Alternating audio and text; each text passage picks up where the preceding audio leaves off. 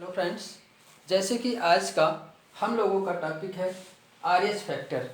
RH factor क्या है? RH एक एंटीजन है। जैसे इसके पहले हम लोगों ने पढ़ा था कि ब्लड ग्रुप का ब्लड ग्रुप किसके आधार पर बांटा गया? Antigen A, antigen B. ये दो एंटीजन पाए जाते हैं और एक जो ए बी कहा गया था, ए बी एंटीजन। तो ए एंटीजन के आधार पर ब्लड ग्रुप को फोर ग्रुप में बांटा गया था। ब्लड को 4 ग्रुप में बांटा गया था। उसी प्रकार से आरएच फैक्टर उस समय क्या था, जिसे हम एबीओ ब्लड ग्रुप कहते हैं। एबीओ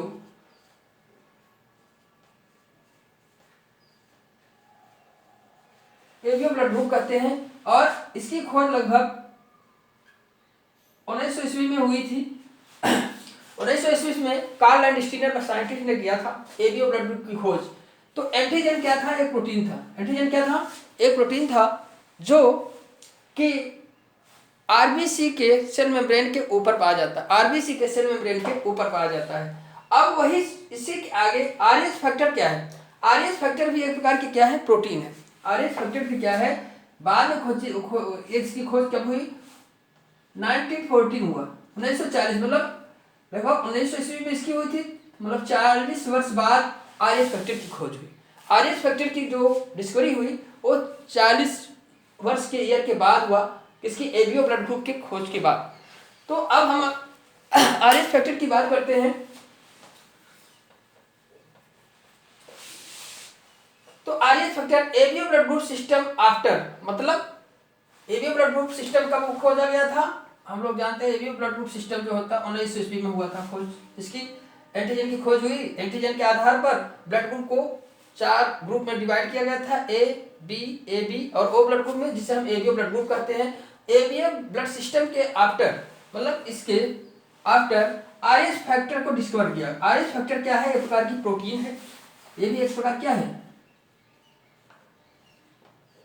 प्रोटीन है जो कहाँ पाई जाती है? जैसे मान लीजिए ए ब्लड ग्रुप का कोई व्यक्ति है, उस पे जो है ए एंटीजन पाया जा रहा है, ए प्रोटीन पाई जा रही है, मतलब एंटीजन तो पाया ही जा रहा है।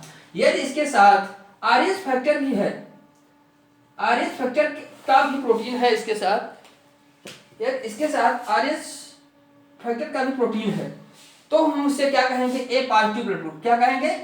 ए पॉजिटिव। यहाँ पे हमें ये समझना है कि पॉजिटिव नेगेटिव क्यों होते हैं। पहले हमें समझा आरएच फैक्टर भी, आरएच का प्रोटीन भी इसी के साथ जुड़ा रहता है। तो अब सबसे पहले ये हम देखेंगे आरएच फैक्टर क्या डिस्कवर किया था किसने, इसको आएंगे देखेंगे। तो कहाँ पाया जाता है आरएच फैक्टर? हम लोग सोचते हैं आरएच क्या है? आरएच जो है एक प्रोटीन है। आरएच क्या है? आरएच फैक्टर क्या है? फैक्टर क्या है? आरएच फैक्टर नाम है जो एक प्रोटीन है जिसे हम एंटीजन कहते हैं। जिसे हम क्या कहते हैं? आरएच एंटीजन भी कह सकते हो, एंटीजन भी हम कह सकते हैं, क्योंकि यह एंटीजन के जैसे वर्क करता है। यह एंटीजन के जैसे बिहेव करता है। तो अब हम क्या करेंगे? आरएच फैक्टर की डिस्कवर किसने किया? पहले हम ये देखेंगे ब्लड ग्रुप की डिस्कवर किसने किया था? कार्ल लैंडस्टीनर ने किया था। एबीओ ब्लड ग्रुप के सिस्टम का डिस्कवर कार्ल लैंडस्टीनर ने किया था। लेकिन आरएच फैक्टर में एक वैज्ञानिक और सहयोगी थे, अलेक्जेंडर एस विनर थे और कार्ल लैंडस्टीनर। दोनों वैज्ञानिकों ने मिलकर किसकी खोज की? आरएच फैक्टर की डिस्कवरी की। आरएच फैक्टर की डिस्कवरी दो साइंटिस्ट थे, Karl Landsteiner and Alexander S Wiener थे। उन्होंने कितने साल 1940 ईस्वी में आरएच फैक्टर की खोज कब हुई? ये आरएच फैक्टर जो होता है 40 वर्ष के बाद, लगभग 40 वर्ष के बाद जो है 1940, मतलब 40 वर्ष के बाद कौन कौन दो वैज्ञानिक, कार्ल लैंडस्टीनर और विनर, दो वैज्ञानिकों ने आरएच फैक्टर की खोज की। और कहाँ खोजा? उसको कहाँ मिला आरएच फैक्टर? पहले कहाँ पे पाया देखा गया कि रिसस मंकी में उन्होंने रिसस मंकी का सर्च किया। रिसस मंकी में इस प्रकार का जो है एंटीजन पाया गया। रिसस मंकी में इस प्रकार का एंटीजन पाया गया।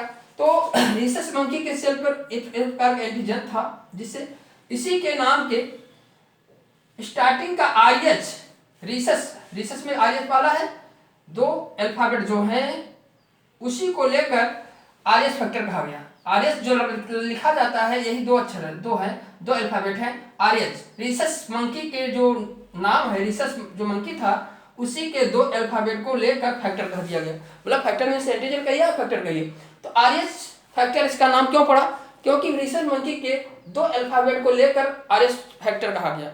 आर्यस फैक्टर इसे क्यों कहा जाता है, आपको समझ में आ गया होगा कि जिस बंदर से इसकी खोज हुई थी, इस प्रकार के एंटीजन की खोज हुई थी, उसी बंदर के नाम के दो अक्षरों अल्फाबेट को लेकर यहाँ पे उसका आर्यस फैक्टर कहा गया। तो ह्यूमन के आरबीसी में भी प्रेजेंट देखा गया, बाद में मंकी में जब खोज हुई उसके बाद ह्यूमन में भी देखा गया कि ह्यूमन में भी ये एंटीजन पाया जाता है। ये एंटीजन ह्यूमन के आरबीसी के ऊपर भी पाया गया। तो आर्यस जो होता है यह एंटीजन इस पे भी पाया गया। जैसे कि मैंने बताया कि अगर यहाँ पे ए होगा एंटीजन इसके साथ ए पॉजिटिव, बी होगा तो बी पॉजिटिव, मैंने इस उधर भी बताया आपको। अब हम यहाँ देखते हैं प्रेजेंट। यह आर्यस फैक्टर जिस व्यक्ति में प्रेजेंट होगा, जिस पर्सन में प्रेजेंट होगा उसे आर्यस पॉजिटिव कहते हैं। जिसमें एब्सेंट होगा मतलब प्रेजेंट, और जिसमें एब्सेंट होगा उसे आर्यस निगेटिव कहते हैं। उस पर्सन को हम क्या कहेंगे, आर्यस निगेटिव कहेंगे। आप जानते हैं कि ब्लड ग्रुप का जो कंडीशन बनती है इसी बेस पे बनता है, आर्यस फैक्टर के बेस पे बनता है। पॉजिटिव निगेटिव जो आता है, मैंने बताया जैसे ए ब्लड ग्रुप का व्यक्ति होगा, तो यहाँ पे एंटीजन तो ऑलरेडी है ही, ए एंटीजन है। देखिए ये पार्ट अगर कोई पहली बार देख रहा है तो इसके पहले के ब्लड ग्रुप के मेरे जो है अदर पार्ट देख लेंगे। फर्स्ट और सेकंड हो गया है, थर्ड चल रहा है। अगर थर्ड पार्ट आप देख रहे हैं तो तभी आपको समझ में आएगा अच्छे ढंग से। पहले आप जो है फर्स्ट और सेकंड पार्ट को देखेंगे तो ये पार्ट आपको क्रम से समझ में आएंगे। तो यहाँ पे ए एंटीजन था, इस पर क्या देखा गया बाद में कि आर्यस एंटीजन भी व्यक्तियों में पाया गया। जिनमें पाया गया तो ऐसे व्यक्ति को आर्यस ए जो है पॉजिटिव कहते हैं। मान लीजिए यहाँ ये ब्लड ग्रुप का है, ए एंटीजन तो है लेकिन आर्यस एब्सेंट है, आर्यस नहीं है, इससे क्या कहा गया, निगेटिव कह दिया गया। तो ए निगेटिव, ए नेगेटिव और ए पॉजिटिव जो होती है हम बाद में देखेंगे, अभी इसी के लास्ट में देखेंगे। तो हम यहाँ कहेंगे तो व्यक्ति आर्यस पॉजिटिव किसे कहेंगे, जिस पर यह आर्यस जो है एंटीजन होता है उसे आर्यस पॉजिटिव कहते हैं। जिस पर यह आर्यस फैक्टर एब्सेंट है उसे निगेटिव कहते हैं। अब हम देखते हैं इन इंडिया, भारत में इनका परसेंटेज क्या है। मतलब भारत में जैसे पॉजिटिव आता है ना, ए पॉजिटिव बी पॉजिटिव ज़्यादा आप सुनते हैं, निगेटिव व्यक्ति बहुत कम सुनते हैं कि A negative B negative O negative. अब बहुत कम परसेंट, आप बहुत जांच होगी पॉजिटिव में आपको नजर आएगा कि पॉजिटिव की संख्या इंडिया में या अधिकतर राष्ट्रों जो भी हैं, अधिकतर राष्ट्रों में अधिकतर क्या है, इंडिया की बात में करता हूँ, इंडिया में जो है इनका परसेंटेज जो है 97% है। मतलब पॉजिटिव वालों की संख्या क्या है, अधिक है, और निगेटिव वालों की संख्या बहुत कम है, 3%। मतलब 100 में से 97% जो है कैसे हैं, पॉजिटिव व्यक्ति हैं। मतलब आर्यस फैक्टर प्रेजेंट है उनके सेल मेम्ब्रेन पर। किस सेल मेम्ब्रेन पर, आरबीसी के सेल मेम्ब्रेन पर आर्यस फैक्टर प्रेजेंट है, जिससे हम मतलब फैक्टर कहिए एंटीजन आप समझिए सीधा सिंपल भाषा में।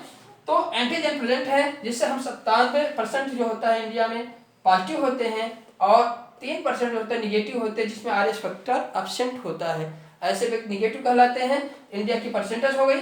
अब हम आते हैं आर्यस फैक्टर की इनकम्पेटिबिलिटी मतलब होता है मिसमैचिंग। इस पे क्वेश्चन बहुत कॉम्पिटिटिव एग्जाम में बहुत पूछा जाता है। कॉम्पिटिटिव एग्जाम में इरेथ्रोब्लास्टोसिस पर ये बहुत क्वेश्चन आते हैं, तो ये बहुत ध्यान देना है। आर्यस इनकम्पेटिबिलिटी मिसमैचिंग क्या है, जैसे फादर है, फादर क्या हो और मदर है। फादर कैसा हो, आर्यस पॉजिटिव है, और मदर कैसी हो, निगेटिव। तब ये कंडीशन बनती है, तो ये क्या होता है, जैसे इसके जो है एलिक्स जो होते हैं, इसके जो गैमेट्स होते हैं आर या कैपिटल लेटर में होते हैं और इसके स्मॉल लेटर में मैंने लिखा। उसके बाद फीटस जो बनेगा वह इस प्रकार के जेनेटिक कैरेक्टर से बनेगा, और वह फीटस जो होगा, जो भ्रूण होगा, वह कैसे होगा, वह पॉजिटिव में होगा। कैसे होगा, पॉजिटिव में क्यों होगा, यहाँ निगेटिव थी, मदर निगेटिव होगी और फादर क्या होगा, पॉजिटिव, आर्यस पॉजिटिव। यहाँ प्लस पॉजिटिव मतलब है, यहाँ समझिए आर्यस का फैक्टर है, यहाँ निगेटिव पॉजिटिव लगा गया कि निगेटिव पर्सन है। मतलब फादर कैसे हैं, पॉजिटिव हैं, और मदर कैसी है, निगेटिव है। अब इसके आप जेनेटिक्स में देखते हैं ये क्या है, गैमेट्स बनेंगे। गैमेट बनने के बाद क्या होगा, फर्स्ट जनरेशन जब आएगी उसमें फीटस जो होगा, जो पहला बच्चा होगा वो कैसे, किस कंडीशन, दोनों कॉम्बिनेशन होगा। और इसमें क्या होगा, ये पॉजिटिव होगा। ये कैसे होगा, पॉजिटिव होगा। क्यों पॉजिटिव होगा, RH positive fetus is positive. Positive क्यों होगा, because RH positive factor is dominant. इसमें क्या होगा, because RH positive factor is dominant to RH negative factor. मतलब RH पॉजिटिव फैक्टर जो है या किस पे, ये जो ये वाला फैक्ट जो है RH पॉजिटिव फैक्टर किस पे डिपेंड है, डोमिनेंट है। किस पे डोमिनेंट है, RH नेगेटिव पर। इसलिए पॉजिटिव जो फिटस होगा कैसे होगा, पॉजिटिव फैक्टर को होगा। जो फिटस होगा कैसे होगा, पॉजिटिव होगा। अब आते हैं फर्स्ट फिटस जो होगा, जैसे फिटस, अब माता पिता के जो भी बच्चे होंगे हर समय कैसे होंगे, जो बच्चा होगा वो पॉजिटिव ही होगा। बच्चा जो होगा कैसे होगा, पॉजिटिव होगा। अब यह देखिए, मान लीजिए माँ का जो है गर्भाशय है, ये क्या यूट्रस है, ये क्या है,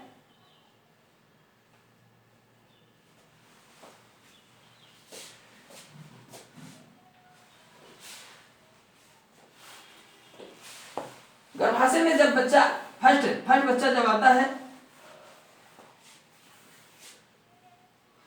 जब फर्स्ट बेबी आता है तो क्या होता है, जब ये प्रेगनेंसी होती है तो क्या होता है, बच्चा पॉजिटिव है। मान लो पहला बच्चा कैसे है, पॉजिटिव है। तो ये क्या होगा, ये यूट्रस की दीवार से अटैच होगा, जिसे हम प्लेसेंटा कहते हैं। क्या कहते हैं, जिसे हम क्या कहते हैं, प्लेसेंटा कहते हैं। प्लेसेंटा के द्वारा बच्चा क्या होगा, जुड़ेगा किससे, मदर से। मदर कैसी है, मदर निगेटिव है। मदर कैसी है, मदर निगेटिव है, लेकिन बच्चा कैसे है, पॉजिटिव है। बच्चा कैसे है, पॉजिटिव है। एंटीजन जो होते हैं, देखिए एंटीजन क्या होता है, एंटीजन जो होता है, जैसे RH एंटीजन किसमें है, RH एंटीजन जो है किसमें है, बेबी में है। मदर में निगेटिव है, मदर में तो है ही नहीं। मदर निगेटिव है तो मदर में RH जो है ही नहीं। तो मदर की सेल, देखिए बेबी का एंटीजन RH फैक्टर जो है एंटीजन है, यह प्लेसेंटा के माध्यम से माँ के ब्लड में क्या हो जाता है, माँ के ब्लड में एंटीजन धीरे धीरे धीरे धीरे पहुंच जाता है। जब जाता है उस समय क्या होता है, जैसे हम यहाँ पे देख लेते हैं, जैसे चाइल्ड है, बेबी है, यहाँ पे उसी चीज को यहाँ बनाए हैं। ये प्लेसेंटा है, जुड़ा हुआ है माँ का गर्भाशय मान चलिए, माँ की पूरी बॉडी मान चलिए। ये माँ है मान लीजिए, और एक बेबी है। अब यहाँ से जो है देखिए रेड कलर में मैंने दिखाया इसको, रेड कलर, ये जो है धीरे धीरे क्या हुआ, जब जन्म होता है उस समय तक बच्चे के जो एंटीजन जो है कहाँ पहुंच जाता है, माँ के बॉडी में पहुंच माँ के ब्लड में पहुंच जाता है, माँ के रुधिर में मिक्स हो जाता है। जब माँ के रुधिर में मिक्स हो जाएगा तो वहाँ क्या बनेगा, धीरे धीरे क्या होगा, वहाँ पे एंटीबॉडी का फॉर्मेशन होता है। अब यहाँ पे फर्स्ट बेबी जो हो, फर्स्ट बेबी चाइल्ड जो है का बर्थ जो होता है, फर्स्ट चाइल्ड नॉर्मल डिलीवरी होगी, नॉर्मल बर्थ होगा उसका, वो नॉर्मल, उससे कोई इफेक्ट नहीं होगा। लेकिन क्या हुआ, अब यहाँ पे धीरे धीरे माँ के बॉडी में क्या बना, माँ के रुधिर में जो है एंटीजन के खिलाफ एंटीबॉडी बन गई, धीरे धीरे बनना स्टार्ट हो गया। एंटीबॉडी अभी यहाँ तो बनना शुरू हुआ है, यहाँ धीरे धीरे बनना शुरू हुआ है। मान लीजिए यहाँ बहुत कम मात्रा में, बहुत कम बना था।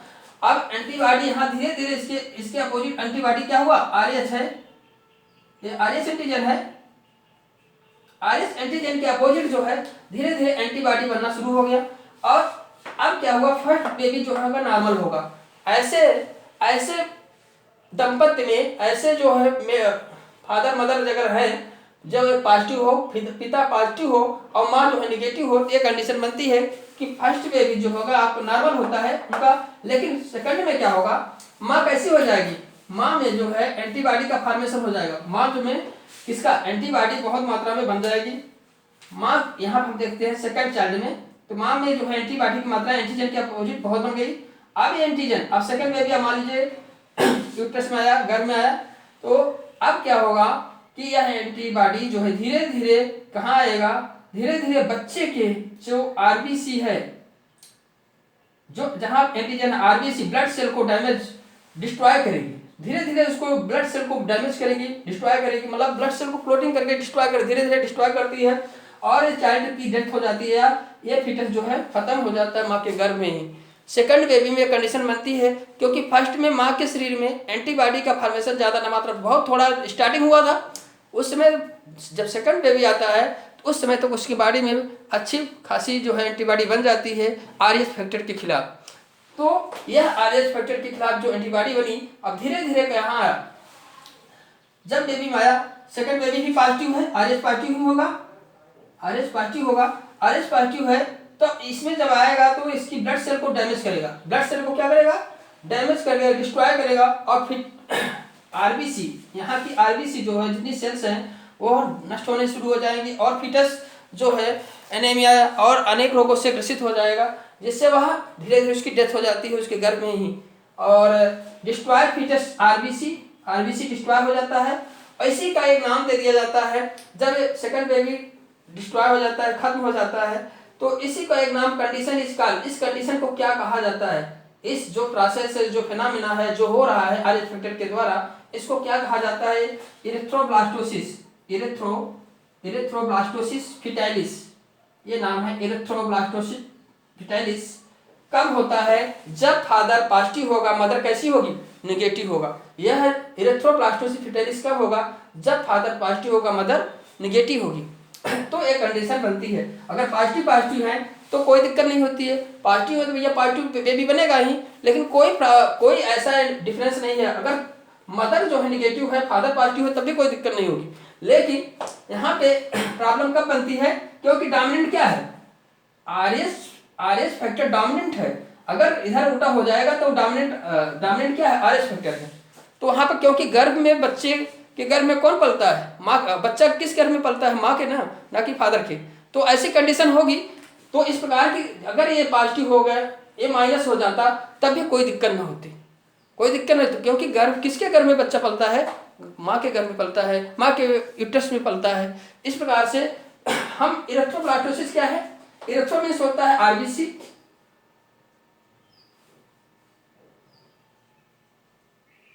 इरिथ्रो मीन्स होता है आरबीसी, ब्लास्टोसिस मीन्स होता है डिस्ट्रॉय करना या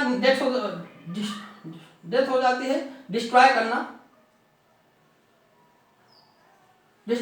किसका, आरबीसी का।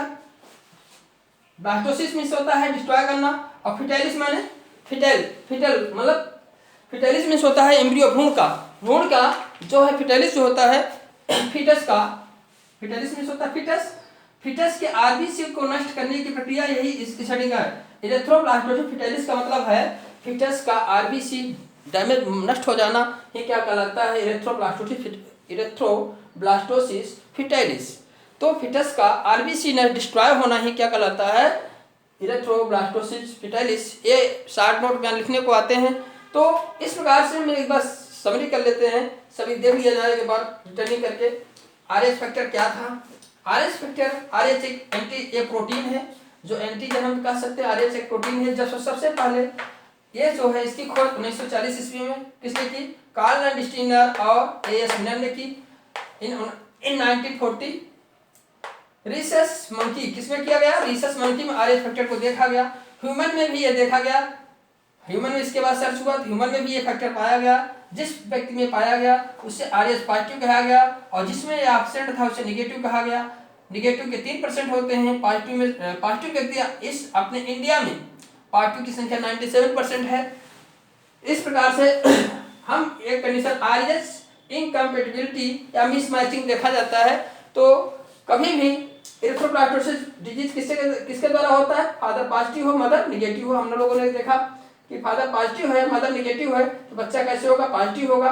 फर्स्ट डिलीवरी जो है आसानी से हो जाएगी, क्योंकि माँ के बॉडी में एंटीजन, आरएच एंटीजन के खिलाफ एंटीबॉडी का फॉर्मेशन बहुत कम मात्रा में हुआ रहता है, जिससे फर्स्ट बेबी की डिलीवरी आसानी से हो जाती है, वो मुझे उसमें कोई प्रॉब्लम नहीं होती। लेकिन जैसे ही सेकंड चाइल्ड आता है गर्भ में, क्या होता है, उस समय माँ के शरीर में बहुत एंटीबॉडी बन जाती है, और एंटीबॉडी प्लेसेंटा के द्वारा माँ के गर्भ में आता है, प्लेसेंटा के द्वारा फीटस में आता है, और उसके आरबीसी को डिस्ट्रॉय करता है, मतलब डिस्ट्रॉय करता है, उसकी आरबीसी को नष्ट करता है। तो फीटस धीरे धीरे क्या होगा, खत्म हो जाता है, उसकी डेथ हो जाती है। और इसी को क्या कहा, इस रोग को क्या कंडीशन, इस कंडीशन को क्या कहा जाता है, erythroblastosis fetalis. Blastocyst fetalis. Erythro means होता है आरबीसी, ब्लास्टोसिस मीन्स होता है डिस्ट्रॉय, और फिटाइलिस मीन्स ऑफ फिटस। तो फिटस के आरबीसी को नष्ट करने की प्रक्रिया ही क्या क्या क्या कहलाती है? Erythroblastosis fetalis. इस प्रकार से आरएच फैक्टर की हम लोग जाने आरएच फैक्टर क्या है। और इस प्रकार से यदि यह हमारा वीडियो जो है आप लोग को लग रहा है हेल्पफुल है तो इसे सब्सक्राइब करें, लाइक करें। Thank you. ओके।